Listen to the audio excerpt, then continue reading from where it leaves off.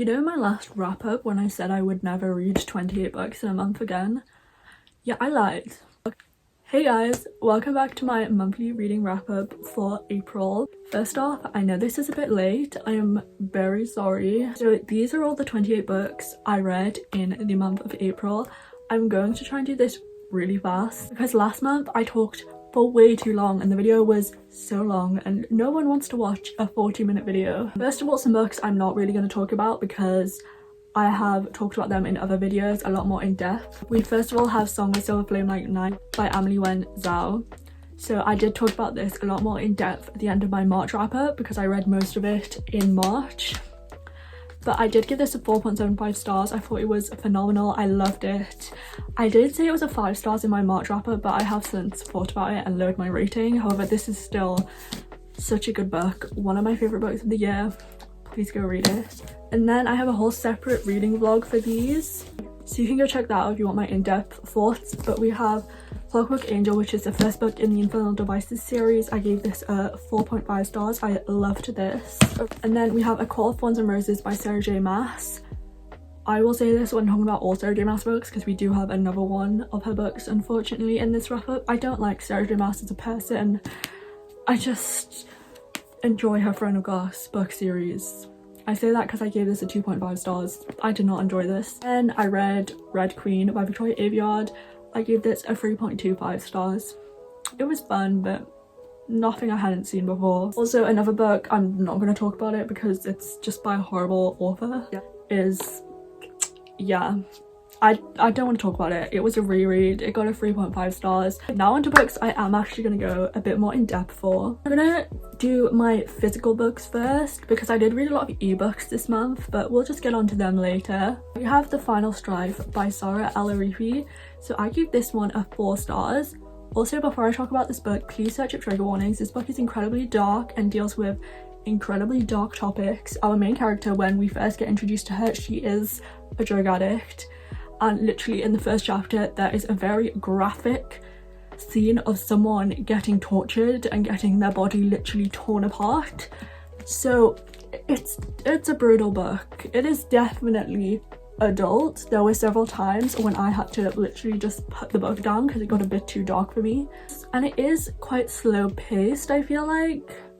I don't know, it took me a while to get through. I usually read books in like a couple of days, but this one took me over a week, which is why it didn't quite get a 5 stars because I felt it was just a bit slow at parts.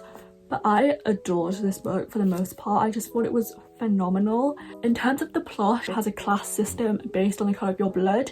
So we have the red who are like the elite, then we have the blue who are like the poor, and then the clear-blooded are basically like slaves. I mean, even the blue-blooded are very much treated like slaves, but the clear-blooded people, the things that happen to them are horrific. Literally as soon as they are born, they have their tongues cut out and their hands cut off. It is an incredibly dark book. So we follow Scylla. Now Scylla, she is red-blooded, but she was basically kidnapped with a load of other red-blooded children when she was a child, taken by blue-blooded rebels who basically raised her to compete in this competition that happens every 10 years. Basically like decides who the government are going to be, and she is to infiltrate it and win and basically take down the government from within.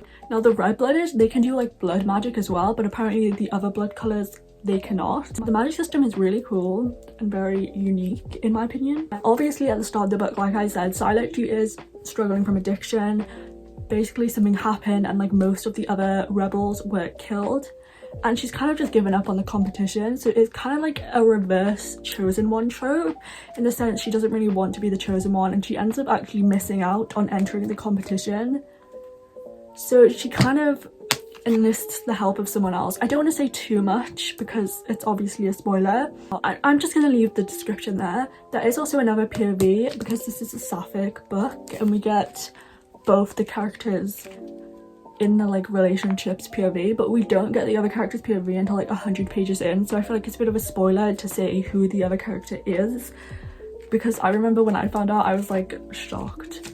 The plot twists at the end of this are also like so good and I loved the characters even though they are like very flawed. I loved the relationship.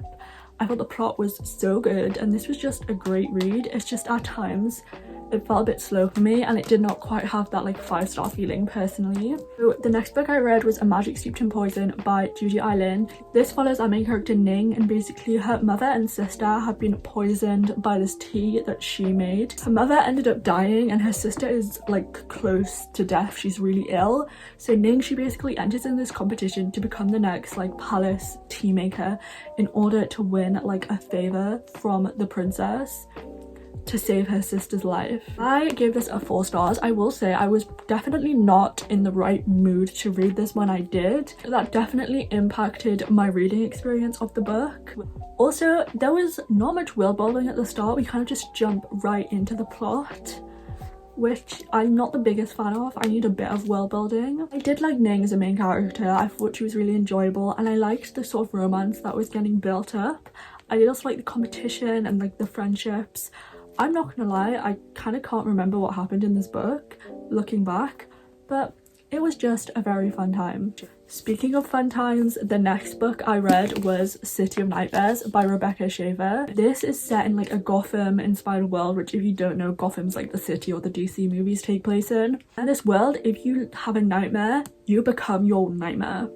So there's like medicine in the water and stuff to stop people from dreaming. It's just, there is no other word to describe this book other than fun. I give this a 4.5 stars. Was it good? No. It's like one of those books that's borderline bad, but it's like so bad it's good, you know? So our main character, Ness, she's basically an orphan. Her sister turned into her worst nightmare and ended up killing her dad.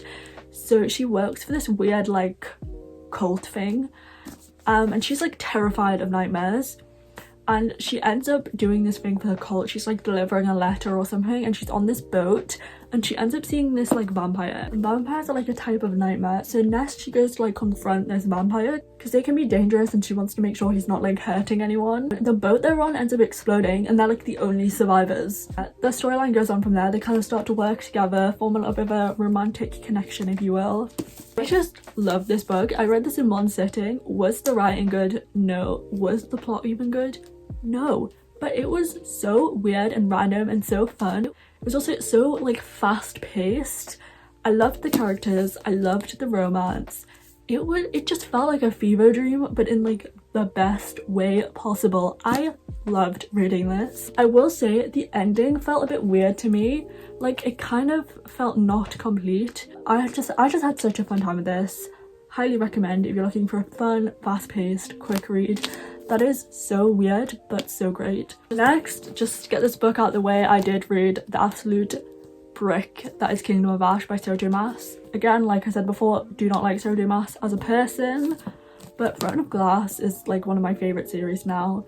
This was phenomenal, a great end. I read this whole book in like 3 days, and this is the longest book I've ever read. It's almost 1,000 pages. I would say what Throne of Glass is about, but at this point we're so far connected from the first book. Like it's just not the same storyline going on.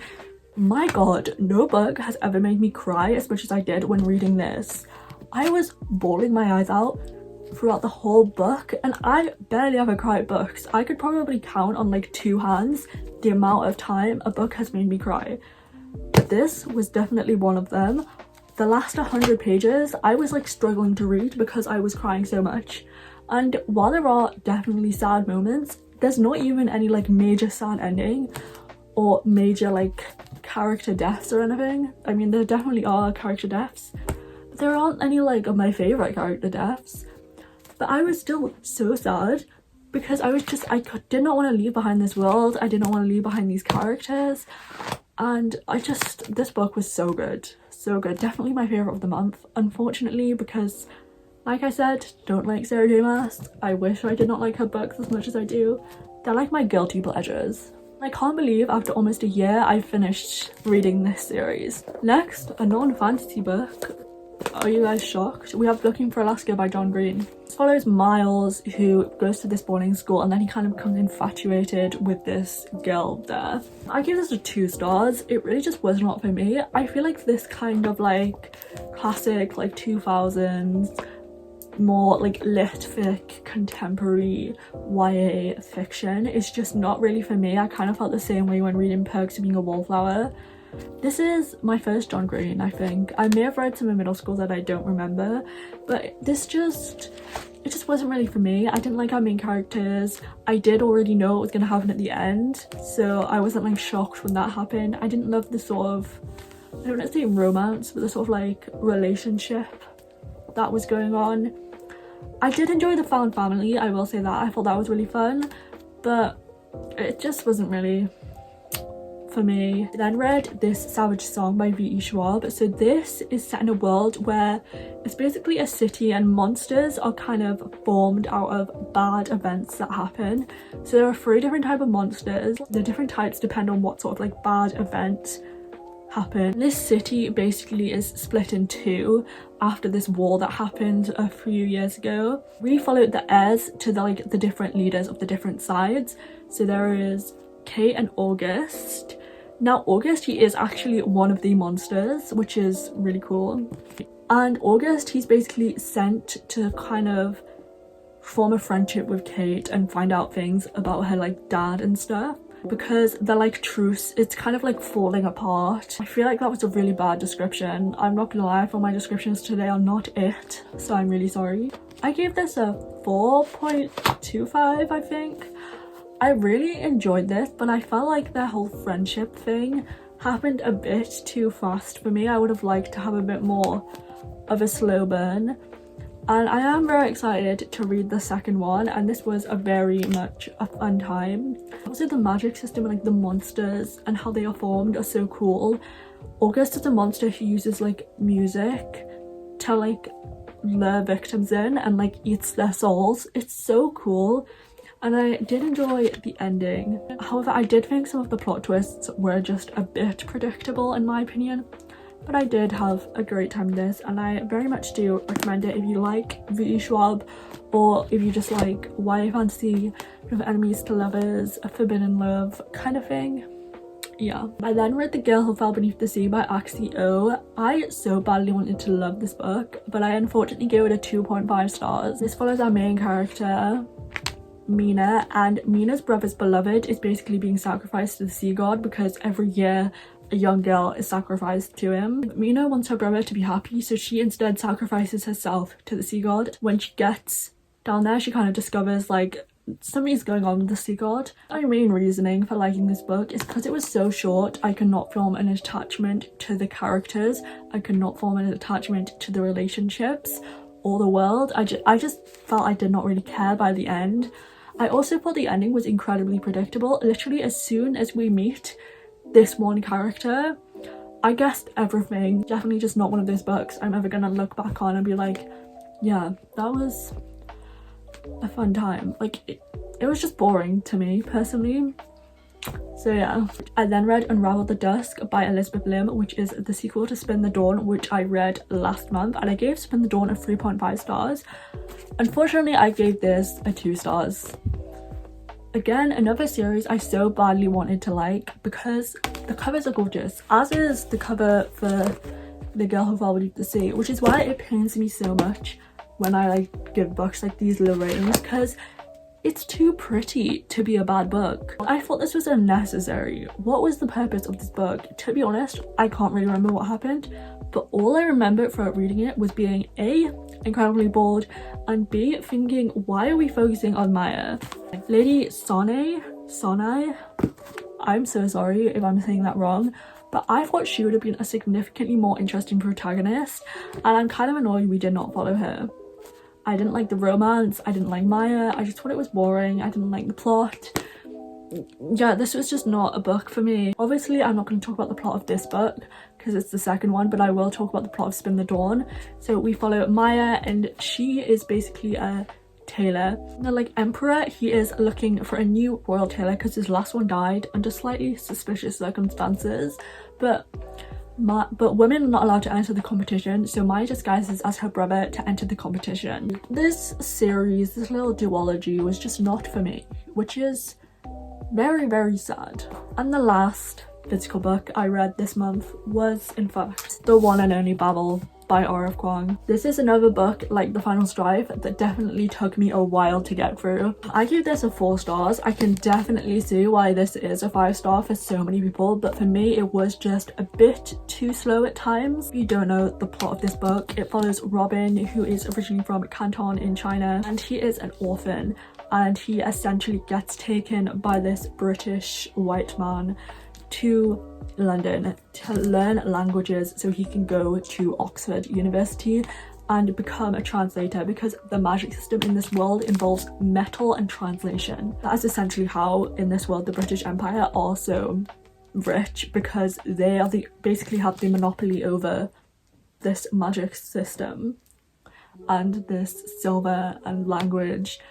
And this book was just phenomenal. The writing, the research that must have gone into this, the characters. Also, I didn't know about a certain character that everyone hates, because I am so late getting to this, that by the time that character did something bad, I kind of was not surprised, because I knew from the beginning we don't like her. This book was so interesting and it was just so well written. I'm a history girl. I love history. It's my favorite subject in school. So when they were talking about the history of the magic and the way R.F. Kuang wove that magic, this made-up magic system, into real historical events, it's just like, how did you do that? How? This really was just a masterpiece. So those are all the physical books I read. Now into ebooks. The first 2 ebooks I read this month are actually graphic novels, but I just read them online, and those are Wires and Nerves and Gone Rogue by Marissa Meyer. So these are graphic novels that take place after the Lunar Chronicles. So, and we follow Aiko, who is one of the like main characters in the series, but she doesn't like get her own book or anything. I can't really say what she's doing in these because they are kind of spoilers for the Lunar Chronicles, but I gave the first one a 3.5 stars and the second one a 4 stars.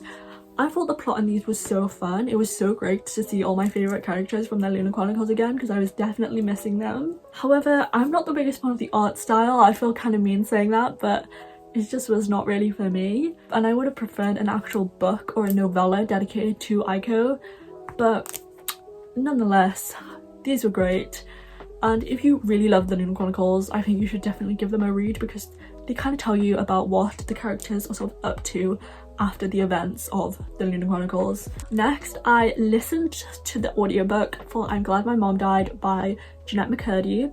This obviously got 5 stars. I'm not going to rate it anything less. It's a memoir. This is Jennette McCurdy, who played Sam on like iCarly and Sam and Cat's memoir. I grew up with Sam and Cat and iCarly. Those are some of my favourite shows when I was younger. So it was so interesting and so insightful to read this and really get like what actually happened and the horrible things that happened behind the scenes. And it was very hard read, a very emotional read, and I really appreciate Jennette McCurdy for putting this all out there. It was greatly written, a great audiobook experience because Jennette McCurdy narrates it herself, and I definitely recommend this, especially if you loved those shows when you were younger. But even if you didn't, even if you've never seen an episode of them, I still think it's a great read because it talks a lot about abuse from a parent, eating disorders, addiction, behind the scenes and sort of horrible things that go on in the entertainment industry, particularly to child actors. Obviously search up trigger warnings, but it was just so well done. I then read The Wicker King by K. Ancrum. So this is kind of like a horror fantasy thriller kind of vibe. I don't really know.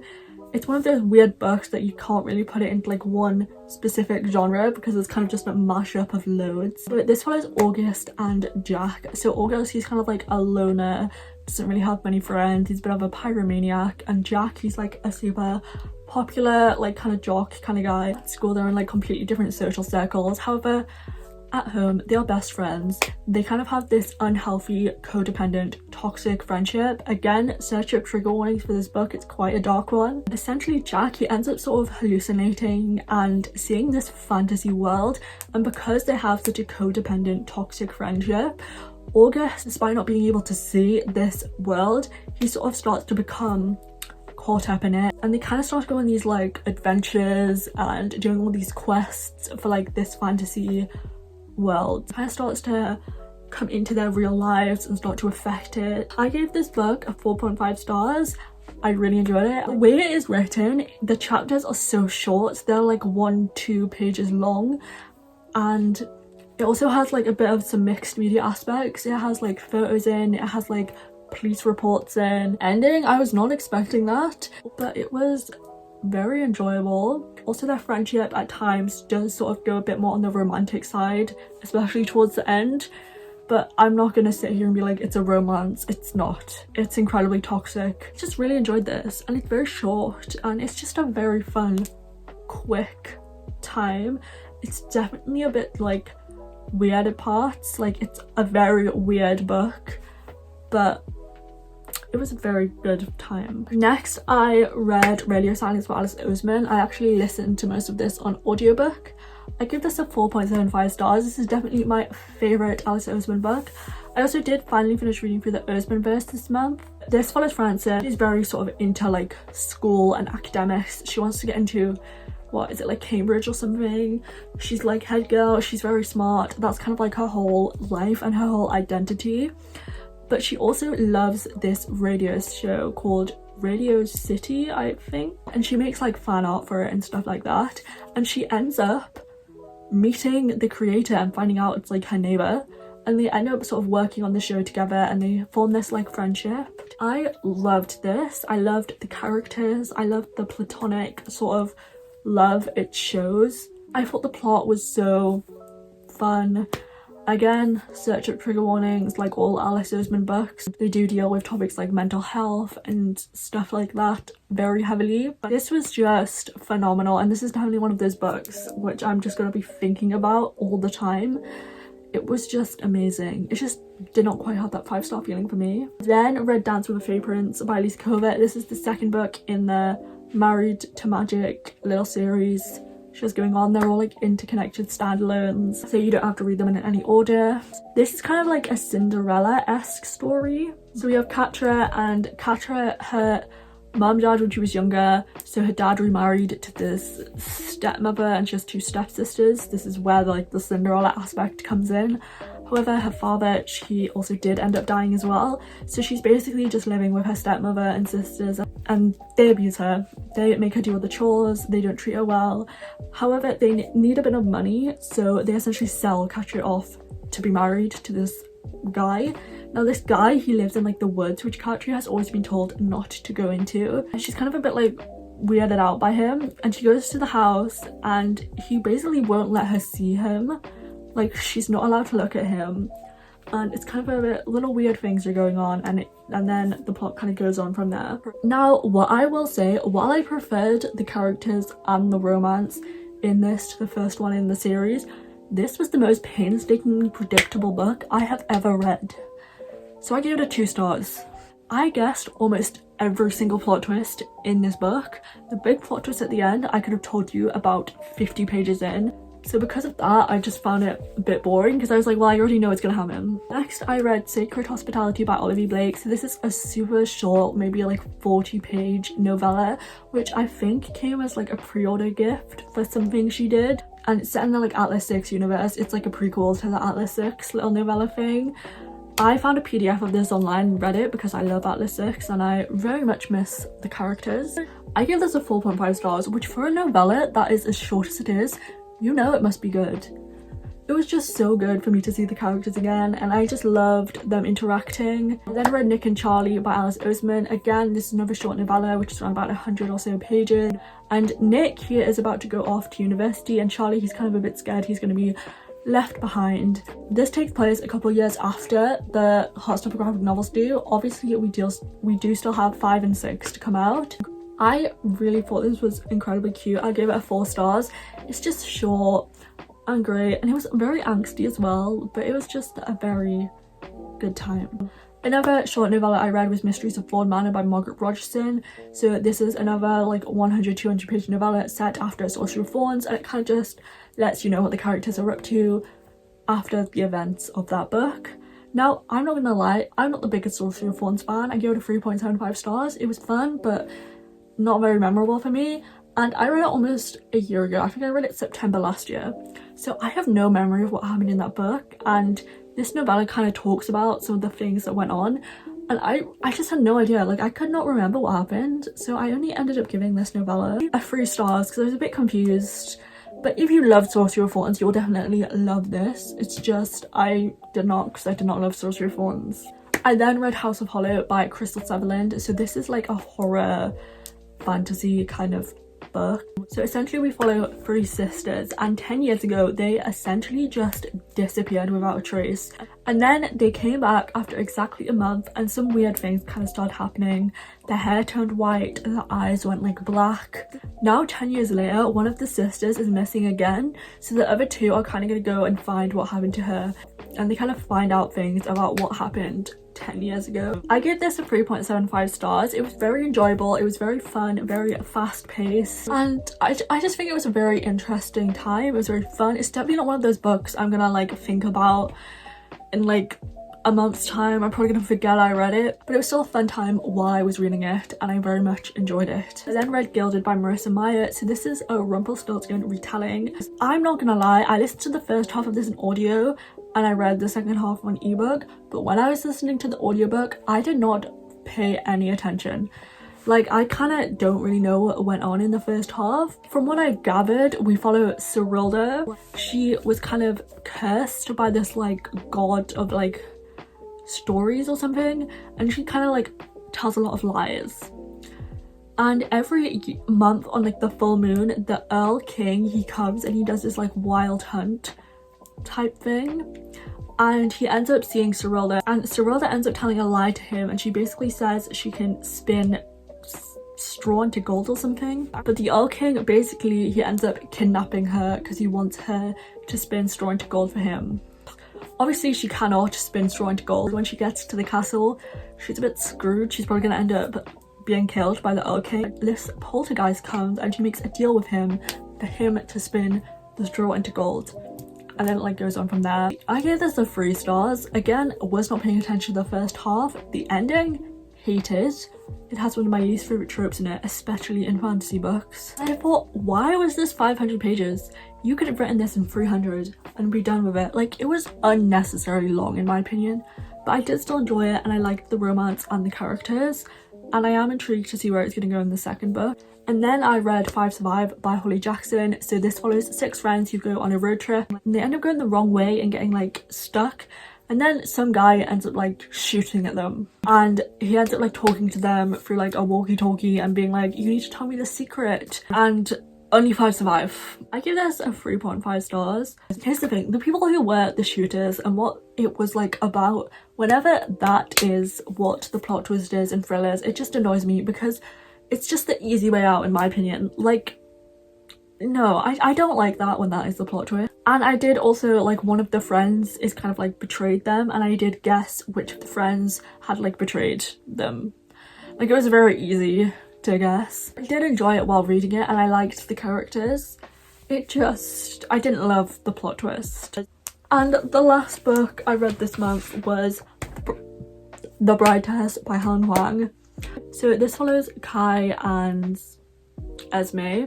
Now, Kai has autism, as do a lot of the characters in this little series, which, as a fellow neurodivergent, we love to see. And Esme, she is from Vietnam, and basically Kai, because he doesn't have the best luck with relationships and romance, his mother, she basically goes to Vietnam and like hires a bride for him. So Esme is the bride she ends up hiring, and she comes over to America. But Kai, he does not want a bride. He does not like her at first. And however, she has to like live with him because she has nowhere else to go, and they kind of form a connection over time. Now, I give this book a 3 stars. So I enjoyed the characters individually. I really liked them, but together, I just did not like the romance. I didn't think they really had any chemistry, and I thought it was a bit like rushed, I feel like. And I just didn't find myself rooting for the couple. Also, something that pissed me off, basically Esme, we find out at the start she has a child, right? And I don't mind single parents trope in romance books. I hate the pregnancy trope, but single parent trope, not the worst one out there. But Esme, she leaves her child in Vietnam while she goes to like seduce Kai, and I understand why she did not tell Kai she had a child at first, but Kai does not find out about this child until the last chapter. And I'm just like, no, not my favorite. I definitely preferred the first one, but I am very excited to read the last one because I think that's many people's favorites. Anyway, that is all the 28 books I read. I don't know what is up with me today in talking. I'm just really struggling to do it. Anyway, I hope you had a fun time. Thank you guys so much for watching. I'll see you guys next time. Bye.